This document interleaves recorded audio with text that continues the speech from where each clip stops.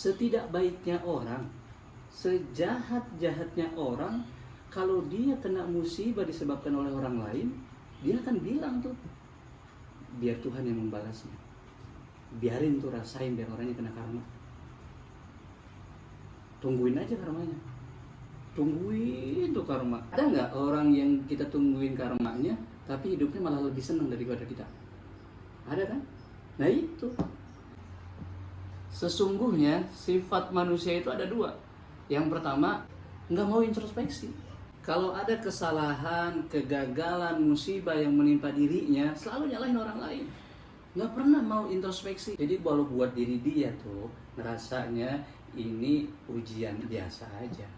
Nggak pernah tuh ngerasa dia ini dosa dia, ini karena kesalahan dia bisa seperti ini. Nggak pernah dia ngerasa seperti itu.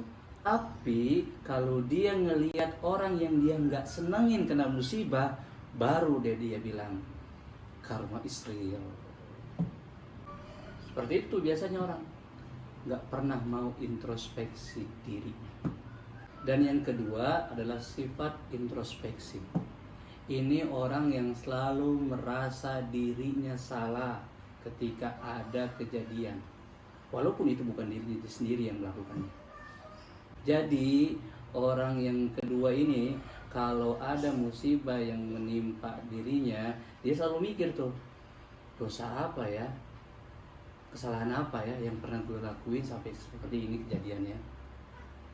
Ya mungkin Allah nutupin aib gue selama ini. Dia ngerasanya mungkin Allah selama ini sudah baik nutupin kesalahannya, tapi saat ini Allah buka kesalahannya buat apa? Supaya ingat, supaya kembali lagi sama Allah. Intinya buat kalian yang suka bilang karma, sesungguhnya Allah tidak akan menghukum terus-menerus manusia hanya karena satu kesalahan. Allah tidak akan menghukum manusia terus-menerus hanya karena satu kesalahan.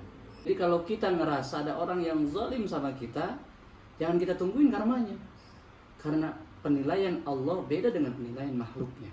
Bisa jadi kesalahan yang dia lakukan, yang dilihat seluruh makhluk di alam dunia ini lebih kecil dibandingkan dengan taatnya, ibadahnya yang dilihat oleh Allah Subhanahu wa ta'ala. Justru bisa jadi orang yang terus merasa dirinya dizolimi, dilihat sama orang baik, tapi justru di mata Allah kebaikannya lebih sedikit dibandingkan dengan kejelekannya.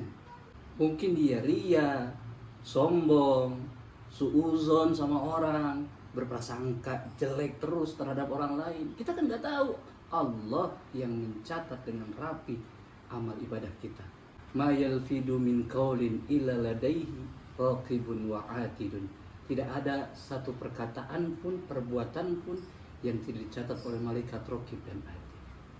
Jadi berhentilah menilai manusia dengan penilaian kita, karena penilaian Allah berbeda dengan penilaian makhluk. Karena Allah tidak menilai dan menghukum manusia berdasarkan suara terbanyak dari netizen. Betul?